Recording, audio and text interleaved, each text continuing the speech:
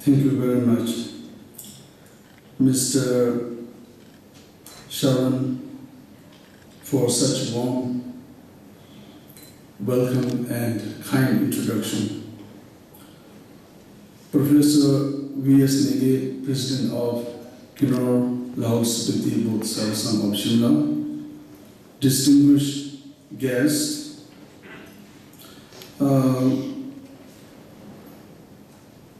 Shri Tilok Surya Vashi, Professor Jyoti Prakash Sharma,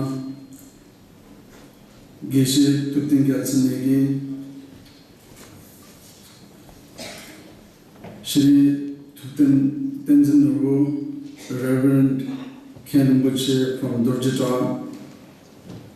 Wen Ken Rinpoche from Jonam Monastery, and others, Shri H.C. Negi, Vice President, Shri P.L. Negi, General Secretary, all Dharma brothers, sisters, and ladies and gentlemen. Thank you very much for inviting me. It is my great honor to be here today, spending a beautiful day with all of you. It's my pleasure to visit this beautiful city, Shimla. This city is set amidst majestic mountain, pristine woodland, captivating natural beauty. Shimla is one of the most beautiful planned cities in India. Well-maintained road, efficient administration, and friendly, warm face of Himalayan beautiful people earn this city one of the most eminent and beautiful destinations of our country. We are extremely fortunate to be born in this blessed land of Himachal, the heaven on earth of India. The rich Himalayan culture, heritage, tradition, particularly Himalayan Buddhist culture, has gained world recognition and attracts millions of pilgrims and admirers to visit and to experience our beloved motherland. India is one of the most religious countries in the world. For centuries, religion and cultural belief have been part of our everyday life. Hinduism, Buddhism, Jainism, Sikhism, even Christian and Islam, so on, is equally respected in this great country. Every religion that appeared in this world hold a common purpose, that is to guide its followers, showing them right from wrong, what is to be adopted, what is to be abandoned. Foster goodness and peace. These are the main aims of every religion. Throughout history, religion has served as a supreme guidance, inspired and steered millions of its believers to better paths. Hundreds of thousands of people have benefited from spiritual and religious practices. Incalculable beings have attained sainthood through in-depth practice of respective religion. Numerous renowned scholars of the world were attributed by religion. Having said that, some of you might ponder, does religion really bring peace and harmony always? Though the motive and intention of every religion may have always been good. However, since religion were practiced by human, man-made errors are inevitable. Every religious violence and conflicts that were documented throughout the history of mankind are owed to human faults, I believe. In fact, violence is universally undesirable. For centuries, the contribution of religion to mankind has been enormous until modern science set in. Modern science affects religion, but in a good way, I guess. Modern science urges religious leaders to learn and be sensible, sharpen their believing system, making them more down to earth and start working more with the earthly elements, rather than focusing purely and solely on faith and belief. As you all know, science relies on evidence, is backed up by fact and proof. Religious emphasis on faith and devotion, and often tainted by cultural belief. Science, on the other hand, is all based upon logical analysis and comes with a systematic and rational approach. As time went by, more and more people started dwelling into science and begin to drop their religious belief, because they found that faith without much scientific support and logical reasons are just not worth their effort. As a result, according to the recent survey, some of the most developed countries and highly educated societies are now among the least religious countries in the world. Religious belief and influences continue to decline in those parts of the world. Surprisingly, contrary to this survey, Buddhism, on the other hand, is found rapidly growing in these countries with much interest and enthusiasm. There's a reason for this. Is Buddhism a religion? For many, it is more a way of life, based upon the philosophy of self-responsibility and self-accountability, for better or for worse, which we call karma. If you engage in good deeds, you will enjoy good life. Negative thoughts and action will create pain and unpleasant results. Buddhists hold logical explanation for everything, every happening in entire universe. That is why sometimes it is called encyclopedia of universe, not only to this world. Buddhism discouraged blind faith. It emphasized thoroughly on reasoning and sound investigation. Today in the West, those people who have been stay away from religion for decades are beginning to show their interest in the religion and study of religion. There's a popular saying among the Westerners, Buddhism is for those who dislike religion. Not everyone will be attracted by the Buddhist philosophies, but for those who are diving into self-learning, self-searching, and self-exploration will be drawn to Buddhist teachings like iron to a magnet or like bees to honey. Buddhism is for the thinker, it is for the intelligent people, it is for the educated individuals. Lord Buddha encouraged its followers to think, raise questions. It has vast, unlimited resources for in-depth study, research, and practice. One is urged to learn extensively, analyze thoroughly, and examine meticulously before one accepting or following something. There is a famous quote by Lord Buddha, "O bhikkhus or white men, just as a goldsmith would test his gold by burning, cutting, and rubbing it, so you must examine my words before accepting them, not taking any of my words merely out of reverence for me." He also said, "Do not accept anything on mere hearsay. Do not accept anything by mere tradition. Do not accept anything on account of mere rumors. Do not accept anything just because it accords with your scripture. Do not accept anything by mere presumption." Then you may wonder, is there anything in Buddhism called faith? When we talk about faith, there are two types. One is mere believing, and another one is believing with reasons. Lord Buddha encouraged us to follow with the reasons, perfectly understand the cause before following.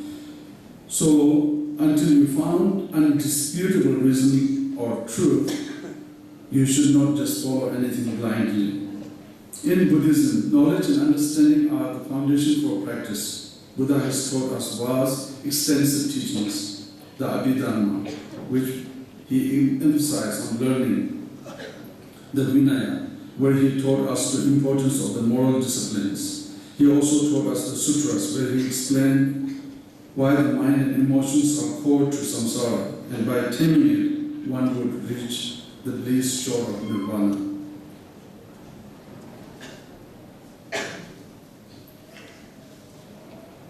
Nirvana is not a place out somewhere. It is the state of mind where you are no longer bounded and enslaved by emotions.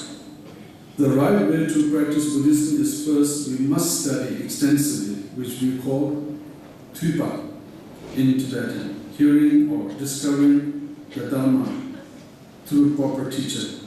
Then analyze it thoroughly. Analyze it until you're absolutely certain, until you get beyond all doubts, all your questions and confusion are completely cleared and answered. After that, one enters into specific practices. So there is a quote from Mahamudra verses, if I may read this in Tibetan, since I already explained to Sangh, which is a procedure, how we learn and then how we analyze and then finally how we practice. Lungri tupi mishi tupi to menga sambi tesum dunajun gomzu ruchi jijin sab sherasum dunaje basho. If I may that translated into English. Contemplating the instruction conquers the darkness of doubt, which is ignorant. The light of meditation clearly reveals the nature of mind as it is. May the brilliance of the three wisdom increase. So, which emphasize or which guide us how we practice in Buddhism, starting with hearing the Dharma properly, and then analyzing thoroughly, and then finally what we hear and analyze must put into practice. In order to free or to attain true happiness, one must obtain meaning of Dharma. The meaning of Dharma is the inner experience from the realization of truth. Through cultivating peaceful mind, through meditating on our emotions, and eventually we will be able to tranquilize our emotions. The Buddhist teachings are more training of mind, working on that mind. Buddha is told that mind is like king, the body and speech are like servant. He explained in detail everything about mind and how to work with it. Buddhist philosophies have been ranked as the most accepted system in the world. There are hardly any other religions that would argue on Buddhist principles. Buddhism has become a very attractive spiritual path to those who are seeking in-depth understanding of life or the existence, especially for those who are keen on exploring its profound wisdom. Many renowned scientists, doctors, philosophers, psychologists, and highly educated, intelligent people have turned into Buddhism. Essentially, it is the only religion that is contributing to modern science, for now and in the far future. Today, numerous conferences related science to Buddhism are being held worldwide.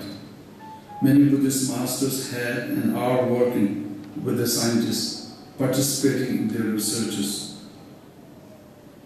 Einstein once said, if ever there are any religion that contribute to the modern science, it would be Buddhism.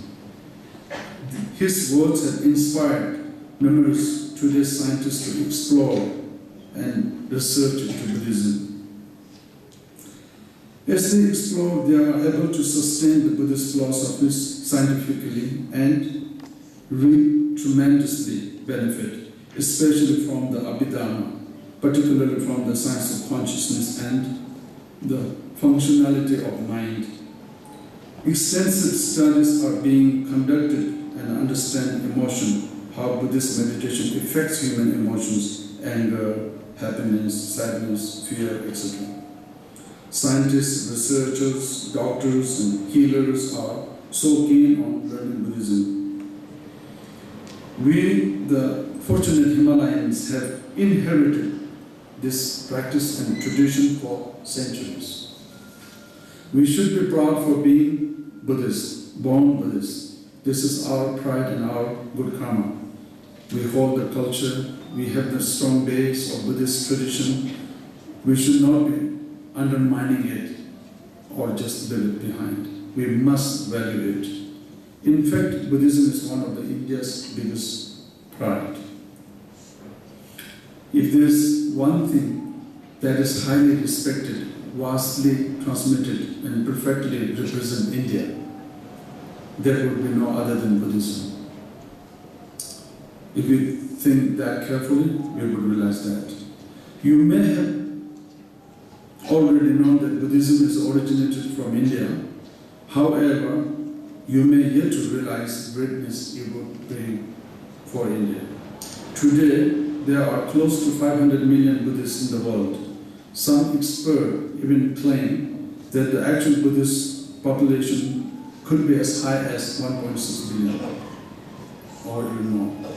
Buddhists of all schools holds the common ground and understanding on the importance of pilgrimage, and 95% of the Buddhist holy sites are located in India.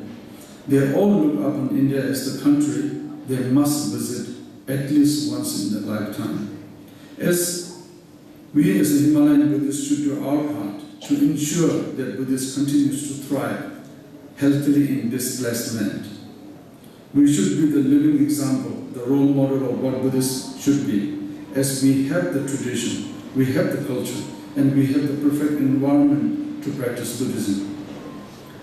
That is the reason why I am deeply moved and extremely proud and happy with Kinnaur Lahaul Spiti Seva Sangh of Shimla, headed by Professor V.S. Nigi and his members.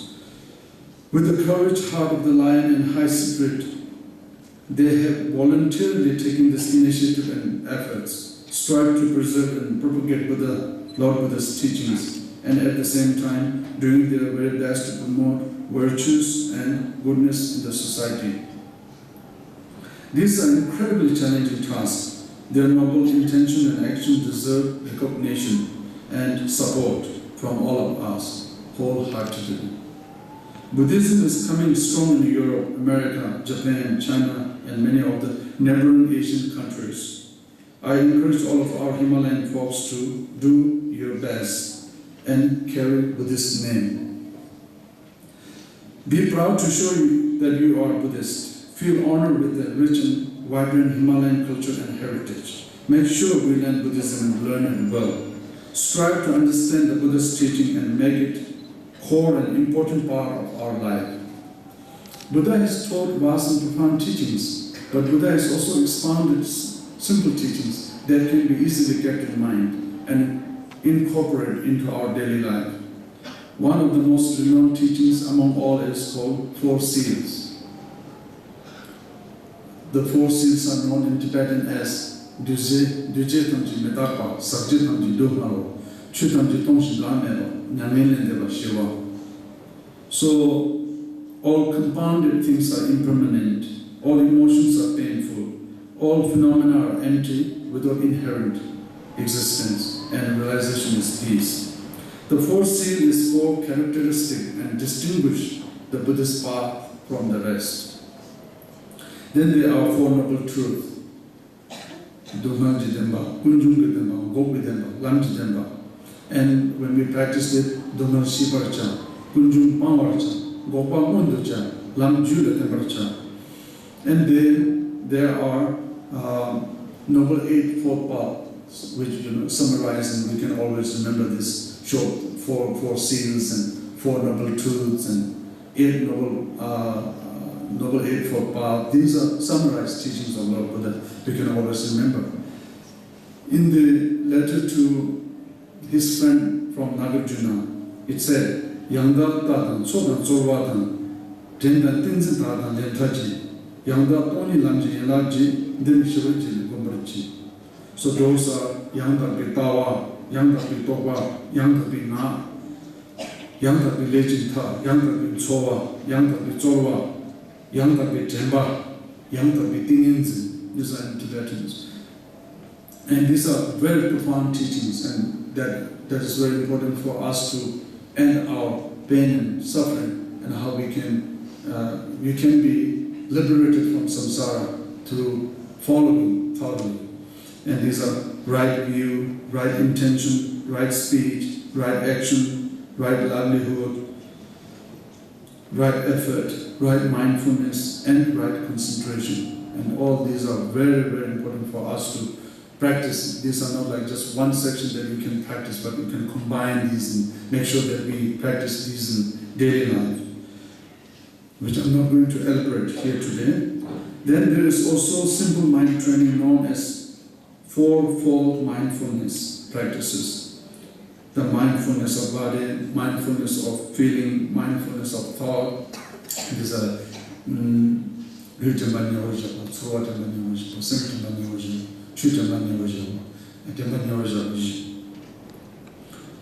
if you find what I have just mentioned are so lengthy and confusing, then it is good enough if you can just keep these 4 lines at heart. Do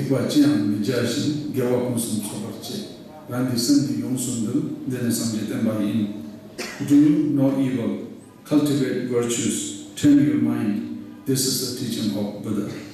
These 4 lines may sound simple, but it covers all the essential Buddhist practice of 3 yanas.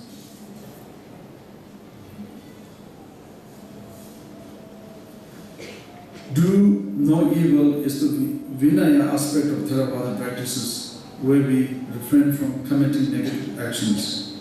Cultivate virtues is the Sutra's teaching, which is part of the Mahayana. It touches on the effort and diligent aspect of path, drive us to engage in virtues and merit accumulation. Tame your mind, involve the mind training of wisdom aspect of complete path of meditation, the Samadhi part of Buddha's teaching. It covers the entire part of cessation of suffering. The Vajrayanas, Mahamudra, and Mahāti are represented also in this line. Thus 4 lines conclude and give full representation of Lord Buddha's teaching. If we could just remember these 4 lines and read it every day and constantly reflect and contemplate it on our mind, then sooner or later we will take root in our heart and become unfailing guiding principle of our life.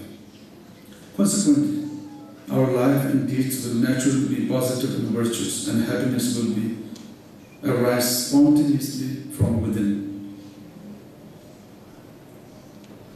Before I end my talk, let me recap on the key messages at this long speech. I have been repeatedly saying Buddhism is a very profound religion, and it is growing extremely popular among the intelligent people and highly educated societies. We, blessed Himalayan, living in this holy land of Lord Buddha, should recognize this and be proud to be Buddhist and represent Buddhism properly. It is our culture, it is our tradition, and it is our heritage. We value it. We must try hard to learn Buddhism and learn it well and be a good Buddhist.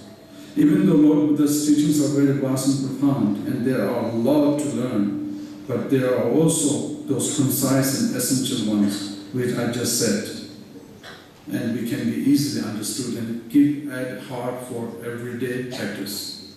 If I may say one more time, do no evil, cultivate virtues, tame your mind. This is the teaching of Lord Buddha. I hope you enjoy my talk. I sincerely pray that what I have just shared is useful and beneficial to all of you. Thank you.